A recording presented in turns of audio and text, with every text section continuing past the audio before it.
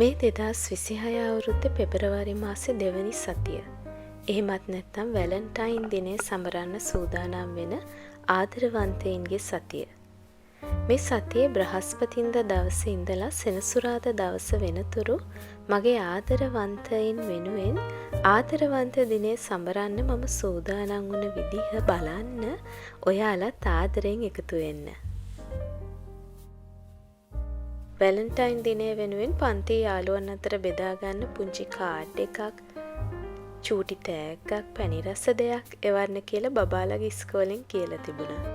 ඉතින් මේ දෙන්න එයාලා ගෙනියන කාඩ් වල එයාලගේ නම් ලිව්වා. ඊට පස්සේ ඉතින් මම ඒ කාඩ් වලට චූටි තෑග්ගක් අලවලා ලෑස්ති කළා.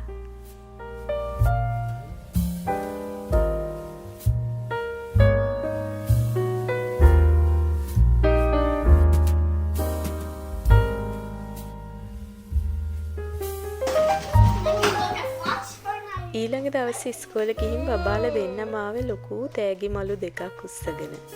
එයාලා හවස් වරුවම ගත කරේ යාළුවන්ගෙන් ලැබුණු තෑගි, ටොපි, චොක්ලට්ුයි එක්ක.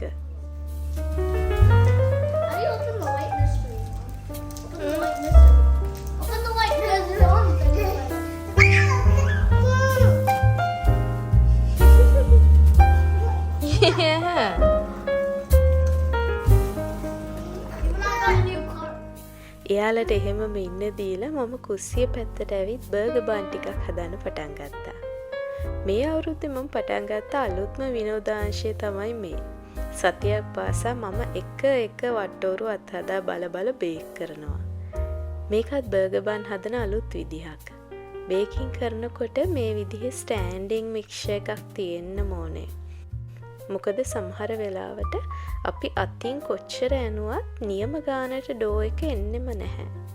හැබැයි රෙසිපි වල කියලා තියෙන විදියටම ඒ මිනිත්තු ගාන ස්ටෑන්ඩ් මික්ස් එකේ ඩෝ එක කැරකුණාම ඒක හරි ලස්සනට පිපිලා එනවා.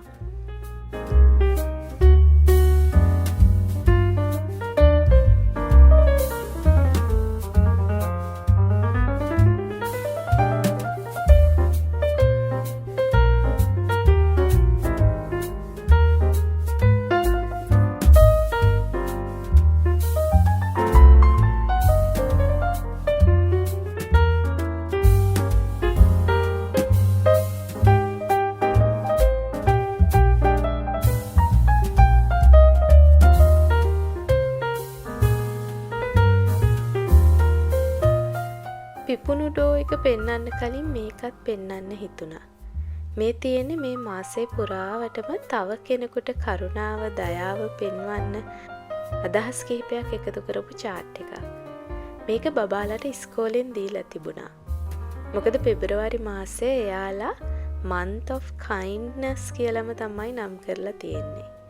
ඒ වගේම වැලන්ටයින් දිනයට සමගාමීව ළමා නිවාසවලට, ගෙවල් අහිමි වෙච්ච පවුල් නැවතිලා ඉන්න ආයතනවලට අත්‍යවශ්‍ය බඩු දන් දෙන්නත් එක වැඩසටහන් ඉස්කෝලෙන් ලෑස්ති කරලා තිබුණා. ඉතින් මේ දේවල් දකිනකොට අපි ඉස්කෝලේ යන කාලේ වැලන්ටයින් දවස ගත වුණ හැටි මතක් වුණා. ඒ අත්දැකීම නම් මීට හාත්පසින්ම වෙනස් දෙයක්.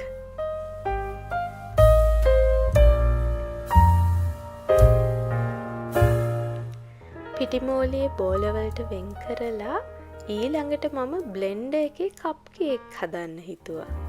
මේකත් මම දැක්කේ YouTube එකෙන්ම තමයි. මේ විදිහ ඇත්තටම හරිම ලේසි. ඔයාලත් හදලා බලන්න කැමති නම් මම රෙසිපි ලින්ක් එක පහලින් දාලා තියෙනවා, අත්හදා බලන්න.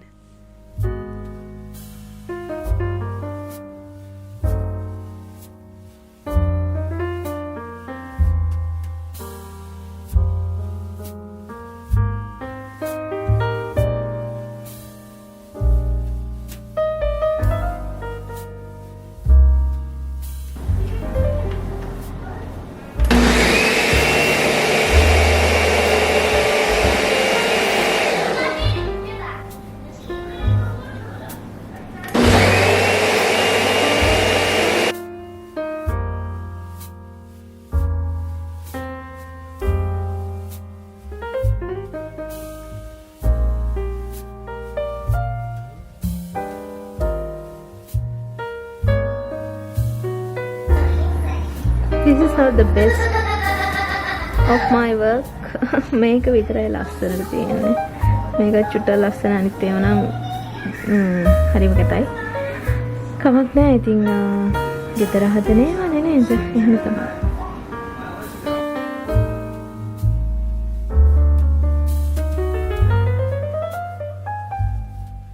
මම හිතුවේවත් නෑ මේ කප් කේක් මෙච්චර ලස්සනට එයි කියලා. ලස්සන වගේම මේක හරිම රහයි.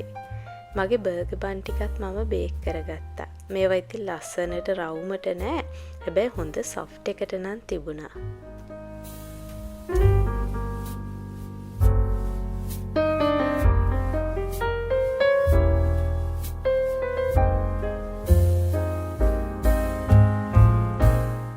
එදා රෑ හැමෝම නිදාගත්තට පස්සේ මම මගේ මහත්තයාට වැලන්ටයින් කාඩ් එකක් හැදුවා. මම ඉස්කෝලේ යන කාලේ ඉඳලම පේපර් කුයිලින් වලින් කාඩ් හැදුවා. ඒ ලෙවල් කරන කාලේ කැම්පස් යන කාලේ කාඩ් හදලා විකුණුවා. Back to the Bible, බොරැල්ලේ සමුද්‍ර, වත්තර මුල්ලේ මාදව වගේ පොත් කඩවල වලට මම කාඩ් දැම්මා. කොටිම කිව්වොත් අපේ වෙඩින් එක ගන්න ගල්කිස්ස මහ හෝටලේට මුල්ම ඇඩ්වාන්ස් එක ගෙව්වෙත් මම හදපු කාඩ් වගේක් ඇමරිකාවේ හිටපු මහත්තයාගේ යාළුවෙකුට විකුණලා ලැබුණ සල්ලි වලින්. මහත්තයාට ලොකු කාඩ් එකක් දීලා වැඩක් නැහැ. එයාට පර්ස් එකේ දාගන්න පුළුවන් චූටි සයිස් කාඩ් එකක් තමයි වටින්නේ.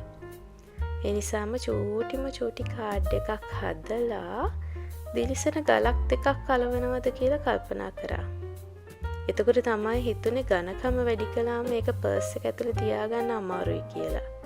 ඒ නිසාම ඉතින් මේ විදිහටම තිබ්බා. මේකත් එයාගේ පර්ස් එකටම එයා දාගත්තා.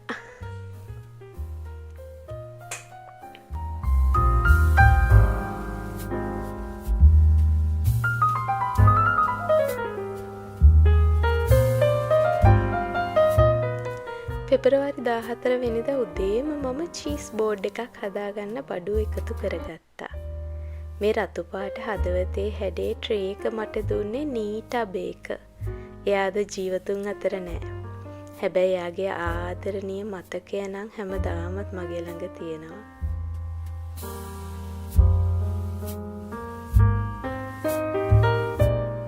චීස් බෝඩ් එක හදන ගමන් මම බීෆ් පැටි ටිකකුත් හදාගත්තා.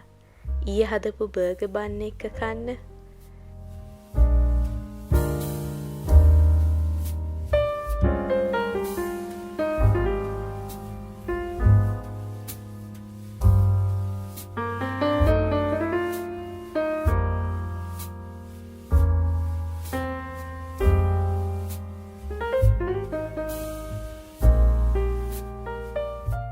කප් කේක් ටිකත් අයිසිං කරන්න පටන් ගත්තා. මට ඒක නම් කරන්නම බැරි දෙයක්. මේ වෙලාවේ මට තියෙන හදිස්සියයි බැරිකමයි දෙකම එකට එකතු වෙලා කැත කප් කේක් ටිකක් තමයි මට මේසෙට තියන්න වෙන්නේ. මොන මේසෙටද කියලා කලින් කියන්න අමතකුණානේ. අද උදේට ගෙදර අයට වැලන්ටයින් වෙනුවෙන් මගෙන් උදේ කෑම මේසයක් දෙන්න තමයි මේ ලහි ලෑස්ති වෙන්නේ.